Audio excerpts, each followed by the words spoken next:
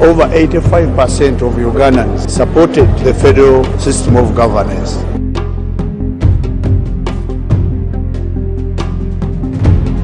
Ekintu kyokka ekigenda okututaasa bannayuganda ye federo. Museveni oba muhoozi tewali asobola kubeera mu buyinza.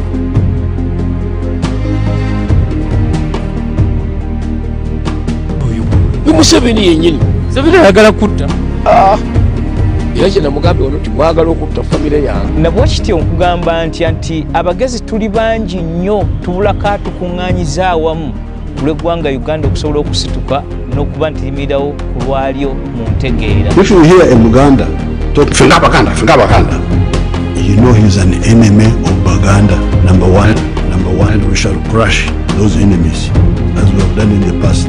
Fenga Baganda.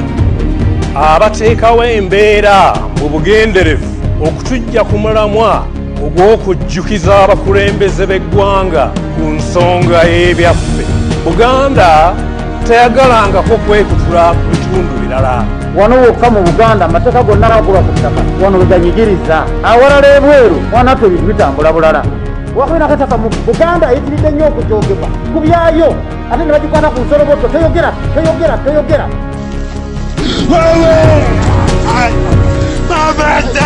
Wewe sirina nje kusoma sirina bani tutemere yange bani koze shirala cash. So if we could be and this slows down the pace because we must have cash to pay. Police has a right to shoot you and kill you and you'll die for jail for nothing. Do it at your own risk. Ogu mwana kejanga group ya chakula nyintero ninja kujimaraho. You just wait. Awakanyonkorra hansi. Yimu mukaruko egura oye. Awakanyonkorra hansi. Ayagala kukola ki? Si kusaawo mutabani we obwo si bwakabaka tutusizza kuwa president emirundi kati musanvu.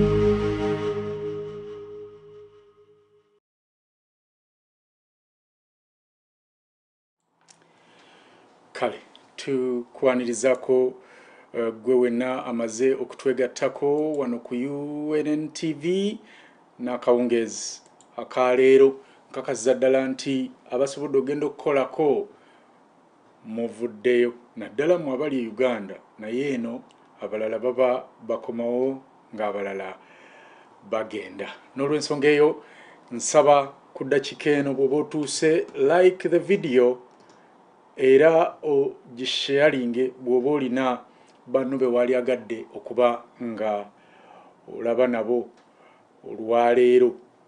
Mama Comfort onye nkulengeddekaawo mu chat room olabye n'abalwadde twakitegeddeko nti olina abalwadde katubasabire Mukama abasuuse.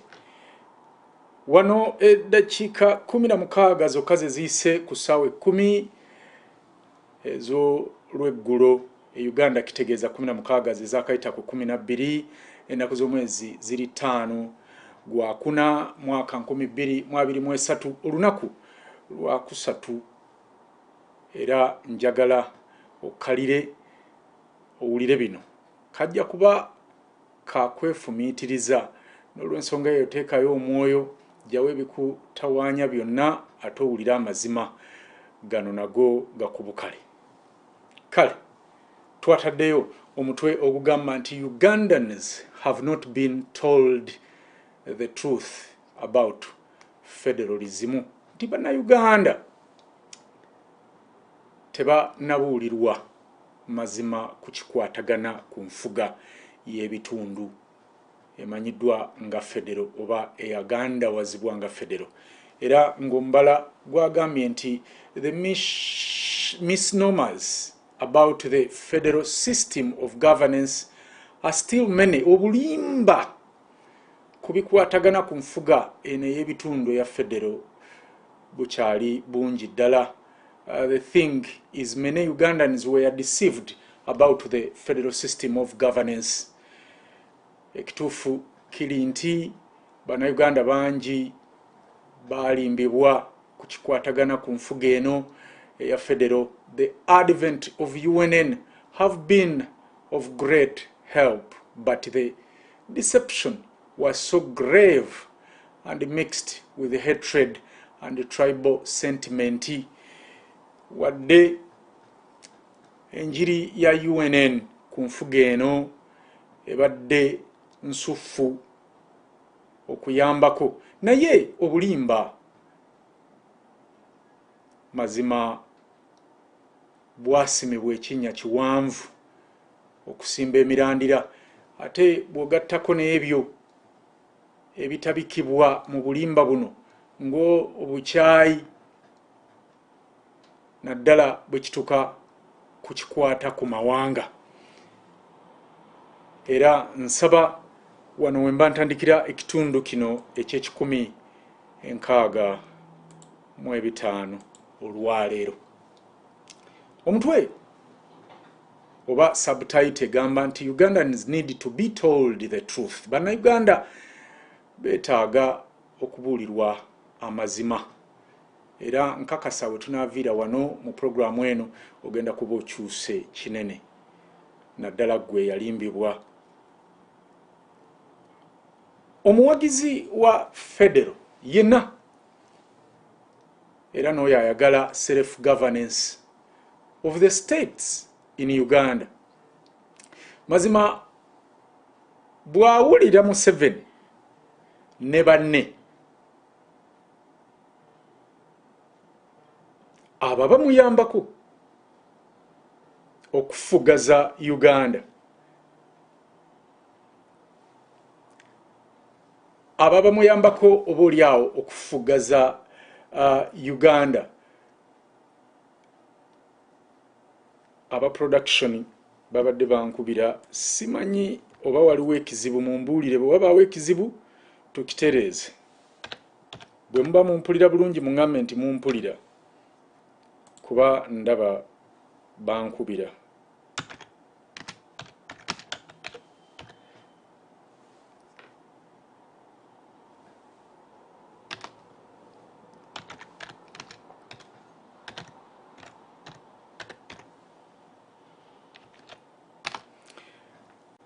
Okay, muntegeeze via okay, sawa sawa, bangambye nti kati buli kimu kiri bulungi. Alright, loud and clear. Webale omuzaana Rita okututegeeza nti buli kimu kiri clear, ne bossa Fairchild. Okay, mbadde mbagamba nti omuwagizi yenna wa federal ayagala self-governance of the state in Uganda bw'awulira Museveni ne banne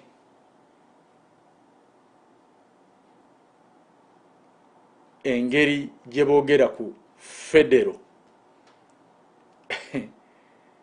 n'enkyawa gye baagikyawamu olw'ebyo bo bennyini bye bagikonjera oba abo abaabaleeta bye bagikonjera, amazima omuntu yenna talema kwewuunya. Ndabyeko ka video leero ku Liberty wa FCC nga Museveni era ddala ayongera okulimba bannayuganda nti federal is about tribalism oba tribes. Nabagamba bwe tuba twogera ku mawanga mu federal doctrine tutegeeza states, so si tribes. Muzuukuke bannange. Any staunch supporter of the federal idea in Uganda and an advocate of self-government, when he or she listens to the deceptions around or surrounding the federal system of governance in Uganda, becomes distressed by the way Museveni and his enablers are going about federal issue.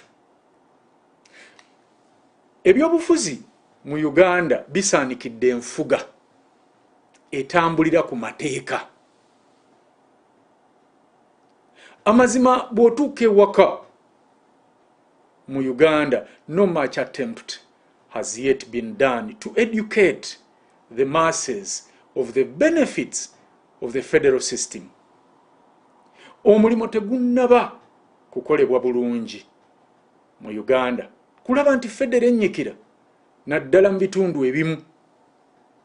Politics has replaced constitutionalism in the way most people address the issue, and no attempt is made to articulate or explain what is involved in the term federal.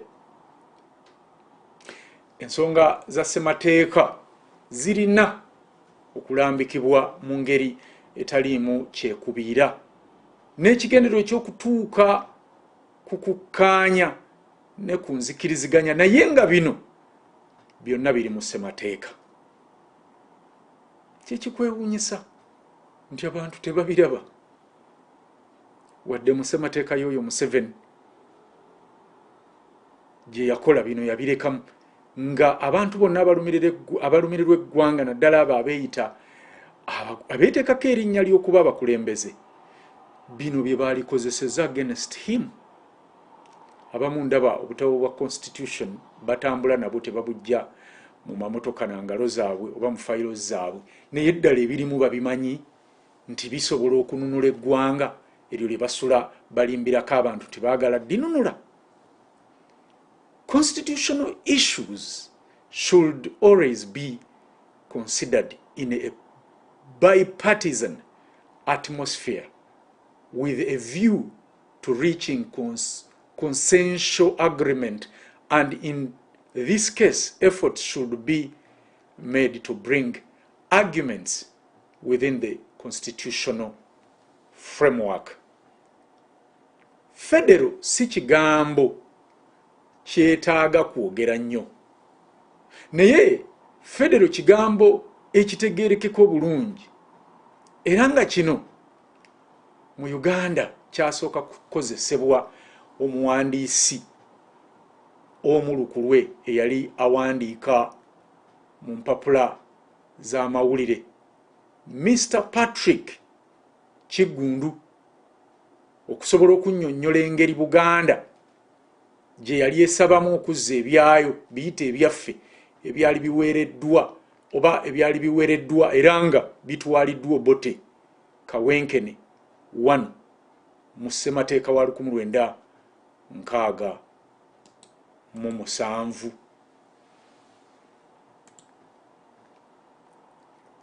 Federal is not a scientific term, but is a generic word which was coined in the early 90s over early 90s by a newspaper columnist, Mr. Patrick Kigundu, to describe Buganda's demands for the return of her assets and other things called ebyaffe, which were abolished or expropriated under the Obote I government in the wake of the 1967 constitution.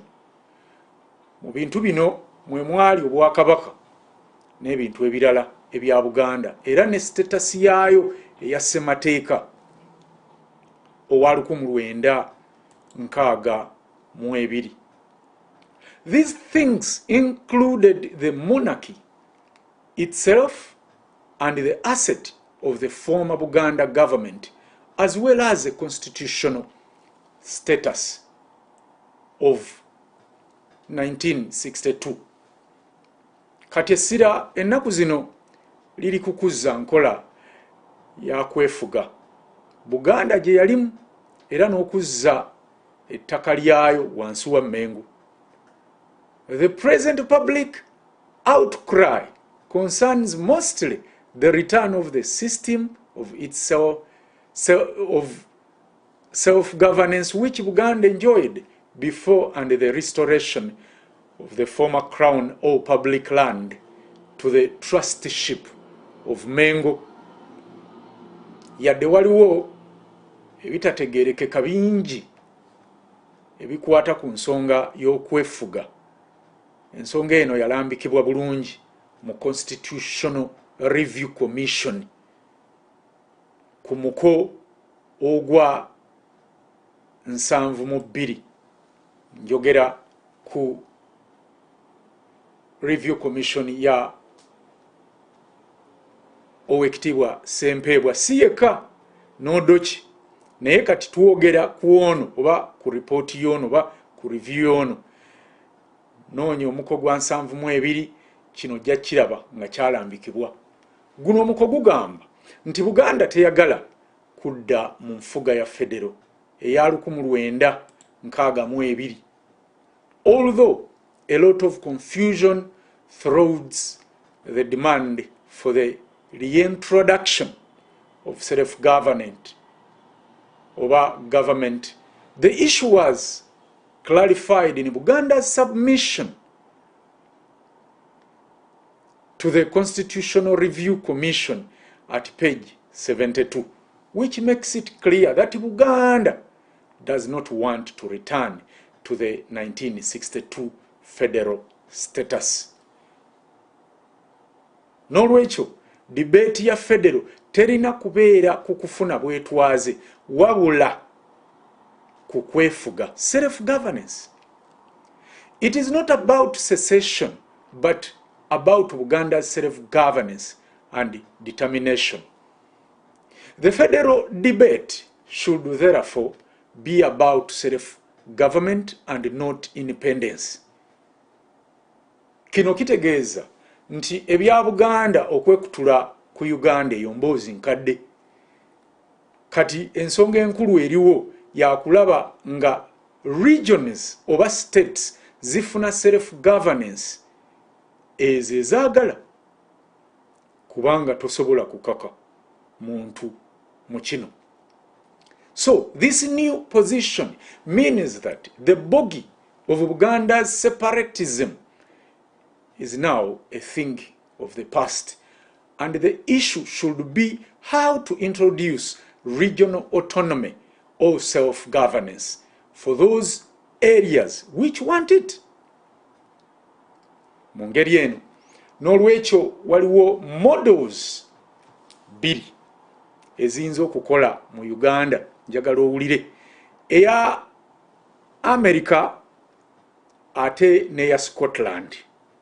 Naye ezo si zenkulu ze tulonze, wabula fenna wansi wa ambulera ya UFCC nga bannayuganda tulina okumanya which model is best fit for Uganda. In this regard, there are only 2 models in the world which can be followed, namely that of the United States of America or Scottish one. Ssemateeka wa 62 yali asimbiddwa ku modo ya America eyali eraga okwetongola independence nti kwe kusooka, naye Buganda kino yakigaana. Ensonga ze simanyi oba bwe ndizizuula ze ndibaleetera. Buganda n'olwekyo yasalawo okukwata ekkubo erya Scottish model, nga wano obuyinza bugabanyizibwa okuva ku ssenta okutuuka mu bitundu ebya wansi. N'olwekyo ekyo kibeera kikuuma enkola eya unitary mu Uganda, era wano we waava kalunsambulira yenna abonyaabonya Buganda kati oba oli awo ne Uganda yonna okutwalira wamu. Bakkiriza federo eya Scotland, so nga federo eyali eteeseddwako oba eyali ebaweebwa mu kusooka oba etuweebwa titwaliwo by then yali ya America, ne bagigaana ne baga nti twagala eri okwava akabasa. The 1962 Constitution followed the United States model which presupposes pre-independence and which Uganda has now rejected and leaves us to concentrate on the Scottish model in which power is devolved from the center to the periphery, thus preserving the unitary nature of the country. Awo nno Obote yakuba gudi kudde era obuyinza bwonna n'aba nga yabulina nga yagabanyizaako Buganda.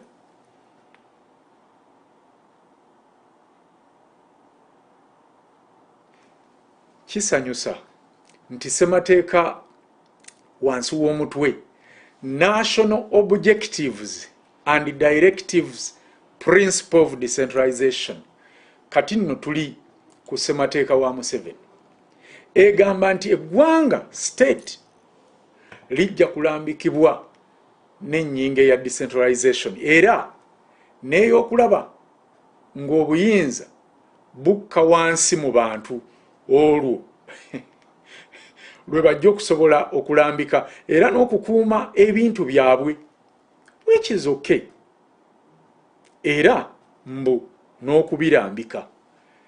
It is interesting to note that Museveni's constitution under the chapter on the national objectives and directive principles of state policy directs that the state shall be guided by the principle of decentralization and devolution of governmental functions and powers to the people at appropriate levels where they can best manage and direct their own affairs.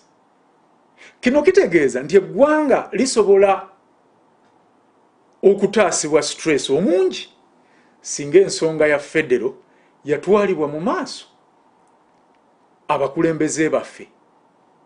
This means that the country can save itself a lot of distress if the federal issues was argued by our leaders within the spirit and confines of this provision, which in effect sanctions the creation of self-governing units on the Scottish model. Ekinyusi ky'okwefuga ekisobola okukwatibwa mu bintu nga bisatu: regional oba ekitundu, government ya region eriwo mu mateeka, eno nga yeyitibwa state nga bwe guli mu United States of America, ate ne region oba province okubeera ne ssemateeka eyaayo. The essence of internal autonomy or self-government is captured first and foremost in three things, namely a recognized region, a regional government which can variously be called a state, as in the United States, or provincial, as in Canada, and thirdly, the region. State or province normally has its own constitution to govern its internal affairs, subject to the national constitution. Amawanga okwefuga oba okwetwala kyekikulembera obwegasi, okugeza nga mu United States of America enkolagana ne center is federal oba state eri mu state, era nga kino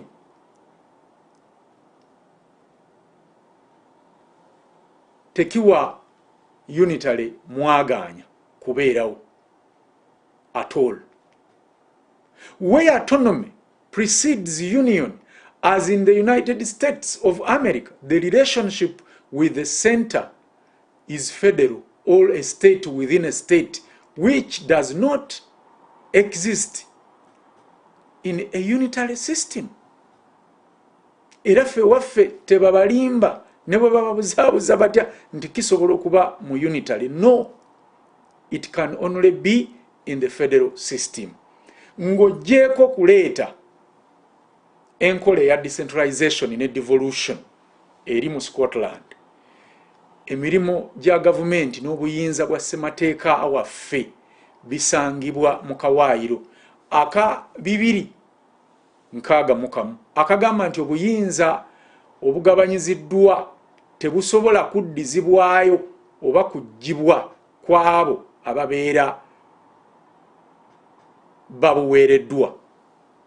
Apart from providing for decentralization and devolution of governmental functions and powers, our constitution contains all the ingredients normally found in constitutions of a federal nature, namely entrenchment, Article 261, which means that devolved powers cannot easily be withdrawn. Reservation in the periphery powers and functions which are not given to the center. Articles 178 and 189(3), and providing for a 3-layered system of government. Check Article 189 ojja kulaba kyenkugamba wano. Ekituufu kiri nti ekintu kyokka ssemateeka kyetayagala era kyetasobola kukkiriza ngambe ya federal kwe kubeera n'obukulembeze obuli ku level emu ne periphery nga bwe kyali mu ssemateeka wa 62. Simanyi mutegeera ekintu ekyo, mukitegedde bulungi? Ssemateeka wa Museveni kyetasobola kukkiriza kwe kubeera ne oba n'obukulembeze obuli ku level emu ne periphery nga bwe kyali mu ssemateeka wa 62. In fact, the only thing the constitution does not allow for this perspective is a horizontal relationship between the center and the periphery, as was the case in 1962. Abakulembeze baffe ku national ne local level ngamba abo UFCC beeri mu kweterawo balina omulimu omunene okubuulira bannayuganda amazima. Yes, our UFCC leaders, both national and local, have a very responsibility to tell the public the truth. Kubanga bano abaliwo aba Museveni nkulayirira tebagenda bibagamba. Kuba kya bulimba okugeza okusuubiza Buganda full federal nga bwe twalabye mu ebyo ebyaweebwa mukadde waffe Professor Sempebwa okutwala eri Kawenkene